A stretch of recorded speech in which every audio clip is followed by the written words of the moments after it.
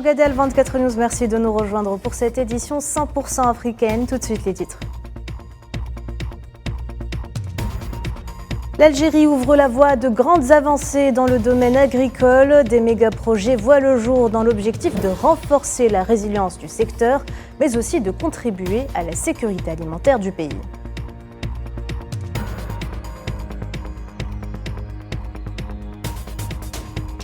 Le Merzen tremble sous le poids de la pression exercée par les manifestations anti-normalisation. Des dizaines de milliers de Marocains sont sortis dans les rues de plusieurs villes pour s'indigner.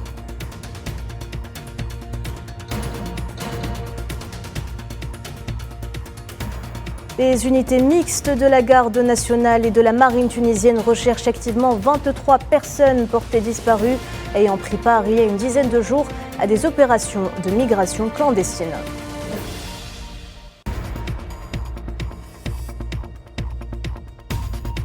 Clap de fin de la 14e édition du Salon international du livre à Abidjan en Côte d'Ivoire, avec un seul mot d'ordre pour finir en beauté, le livre, un pari toujours gagnant.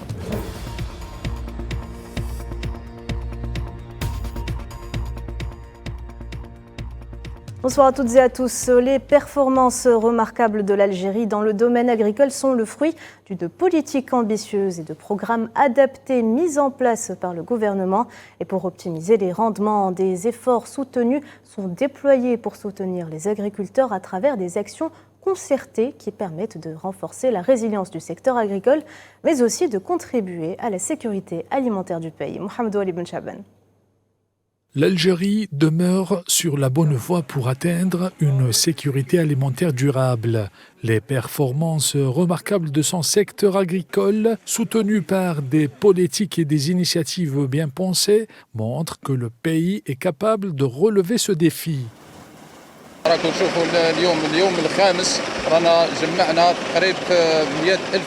Comme vous pouvez le constater, aujourd'hui c'est le 5e jour. Nous avons récolté environ 100 000 quintaux. Et hier, il y en avait 85 000 quintaux, dont 65 000 de blé dur et 15 000 de blé tendre au niveau du point de collecte des céréales dans la région d'Ouklet el-Barra. Sous vos yeux, nous sommes debout sur une montagne de blé pour le 5e jour. Nous suivons également la stratégie du président de la République algérienne, Abdelmajid Tebboune, qui vise à assurer la sécurité alimentaire et l'autosuffisance. Nous, en tant que professionnels agriculteurs et en tant que chambre agricole, accompagnons l'agriculteur dans cette mission. Les récentes récoltes montrent une augmentation significative de la production céréalière dans le désert de N'Memcha.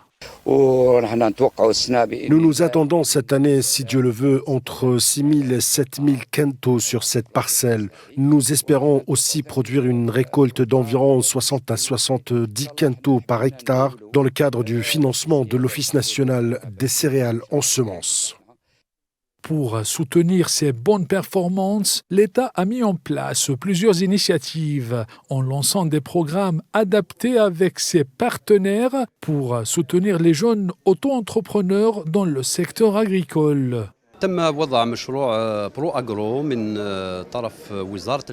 Le projet Pro Agro Jeunes a été mis en place par le ministère de l'Agriculture et du Développement rural en coordination avec le Fonds international pour le développement agricole, et ce dans le but de développer et soutenir les pôles d'emploi et l'entrepreneuriat dans le secteur agricole et l'industrie agricole. Ce programme est exécuté par l'Organisation internationale du travail en coordination avec les agences de l'emploi et l'Agence nationale d'appui et de développement de l'entrepreneuriat.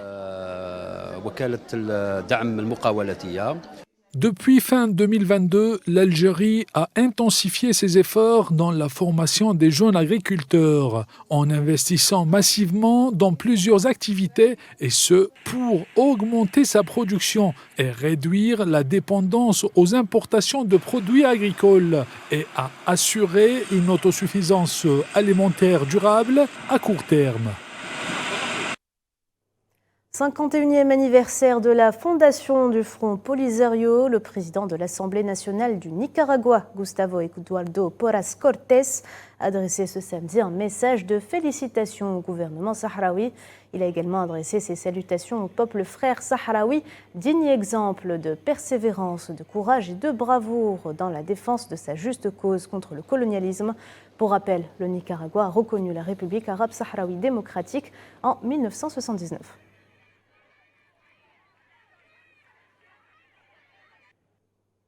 Au Maroc, le régime du Merzen est de nouveau secoué par des manifestations massives anti-normalisation avec l'entité sioniste.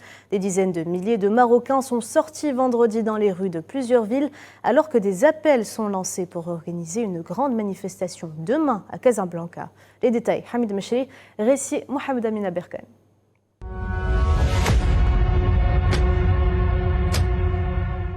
Ceci n'est pas une bande-annonce pour promouvoir la sortie d'un nouveau film, mais un appel à la mobilisation générale contre la normalisation avec l'entité sioniste devenue virale sur les réseaux sociaux au Maroc. L'instance marocaine de soutien aux causes de la Oumma a appelé les Marocains à sortir massivement demain dès 17h dans les rues de la ville de Casablanca pour organiser la plus grande manifestation que le Maroc n'ait jamais connue depuis le début des marches dénonçant l'agression sioniste contre Gaza.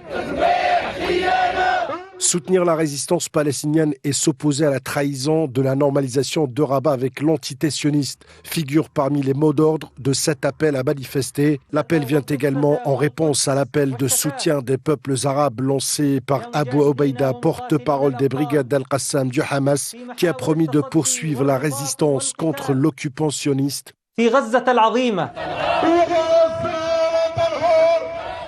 Vendredi, des foules immenses de manifestants se sont rassemblés de nouveau dans la capitale Rabat et dans des dizaines de villes marocaines pour marquer le 76e anniversaire de la Nakba palestinienne. Les rassemblements de protestation se sont poursuivis tout au long de la journée jusqu'à tard dans la soirée. Selon les observateurs, des foules importantes ont été observées dans 46 villes marocaines. Un défi immense pour le régime du Merzen, de plus en plus isolé et éloigné des aspirations de la population qu'il gouverne. Les manifestants ont exprimé leur colère et rejet de tous les accords de normalisation honteux que le Maroc a signés avec l'entité sioniste. Lors des manifestations, des slogans ont dénoncé le silence de leur gouvernement et autres pays arabes normalisateurs et la politique de deux poids de mesures adoptée par les institutions internationales face aux crimes ignobles et génocides contre le peuple palestinien. Les contestataires ont fustigé également les campagnes d'arrestation et d'intimidation que subissent les militants marocains anti-normalisation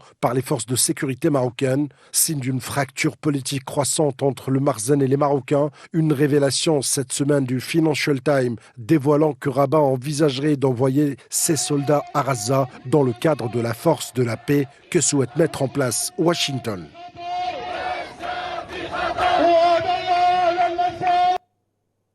On en parlait tout à l'heure en titre, des unités mixtes de la Garde nationale et de la marine tunisienne recherchent activement 23 personnes portées disparues, originaires de différentes régions tunisiennes, qui avaient pris part il y a une dizaine de jours à des opérations de migration clandestine à partir des côtes de la ville de Korba. La Garde nationale tunisienne a indiqué dans un communiqué que ces tentatives de migration illégale ont été effectuées dans la soirée du 3 au 4 mai.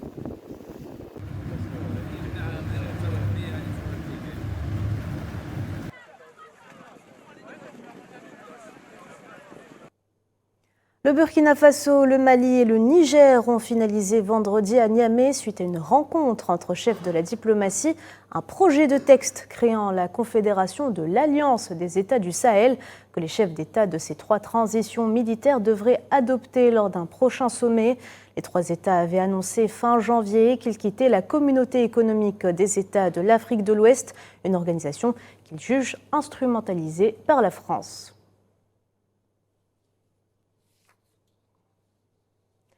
La mission de formation militaire de l'Union européenne au Mali est terminée. Les 27 ont décidé le 8 mai dernier de ne pas renouveler le mandat. Son départ a été officialisé après 11 années dans un communiqué publié vendredi. Pour rappel, le 8e a été déployé en 2013 pour entraîner et conseiller les forces maliennes confrontées depuis 2012 à la propagation terroriste.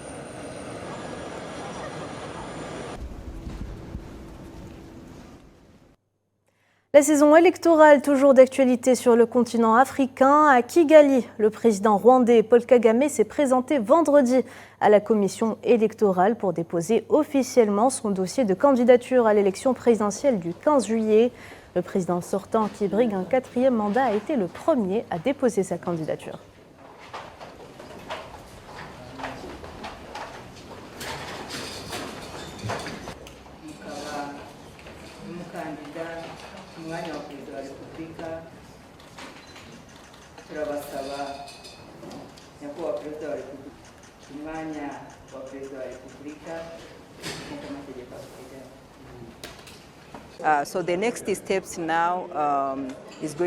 La prochaine étape sera donc, après avoir reçu tous les candidats à ces postes, pour la présidence et pour le Parlement, de nous réunir en tant que commission et d'examiner minutieusement les documents. Car aujourd'hui, ce que nous faisons, c'est simplement vérifier la checklist, conformément aux lois en vigueur, pour nous assurer que tous les documents requis ont été soumis. Une fois ces documents soumis, nous prenons le temps de les examiner et de publier un communiqué provisoire indiquant que la liste des candidats a été approuvée et nous indiquons ensuite ceux qui n'ont pas été approuvés.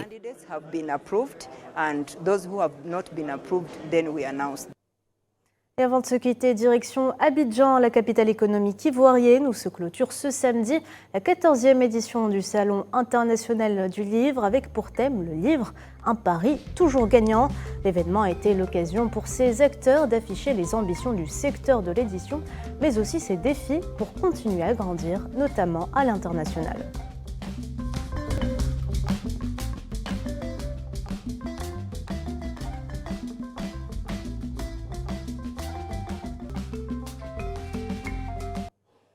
Voilà, madame, monsieur, c'est la fin de cette édition. Merci de l'avoir suivi. Vous pouvez revoir ce programme sur nos réseaux sociaux ou en scannant le QR code qui s'affiche en bas de votre écran. Quant à nous, on se retrouve à 19h pour l'édition principale. À tout à l'heure.